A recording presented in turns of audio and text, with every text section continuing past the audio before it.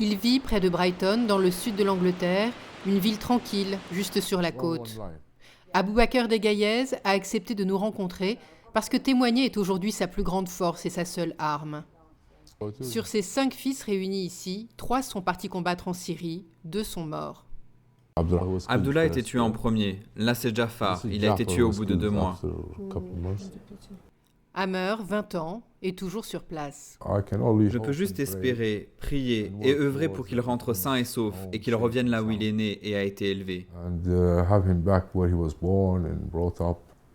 Aboubaker Degayez plaide la naïveté de ses fils et de chaque jeune enrôlé par les djihadistes et pense que le bon sens finira par l'emporter.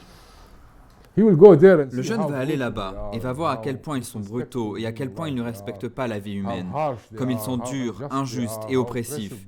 Et il comparera l'endroit d'où il vient et là où il se trouve aujourd'hui.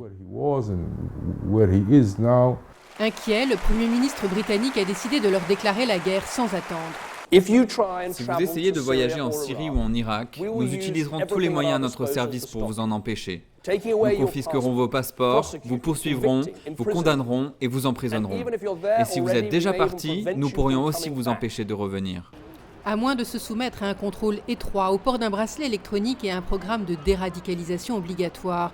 C'est en tout cas ce que prévoit le projet de loi antiterroriste actuellement discuté au Parlement britannique.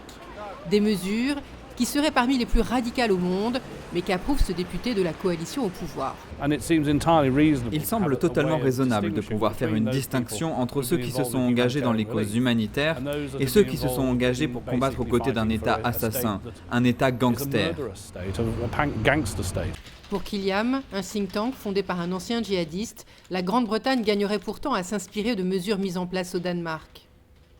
Cela implique d'aider les individus à poursuivre des études et de les assister à se positionner sur le marché du travail. Et c'est une démarche très positive puisque vous ne laissez pas la possibilité à un individu vulnérable de retourner dans un groupe extrémiste. Il y aurait près de 700 Britanniques comme ceux de cette vidéo de propagande partis faire le djihad en Syrie. La moitié d'entre eux seraient déjà rentrés au Royaume-Uni.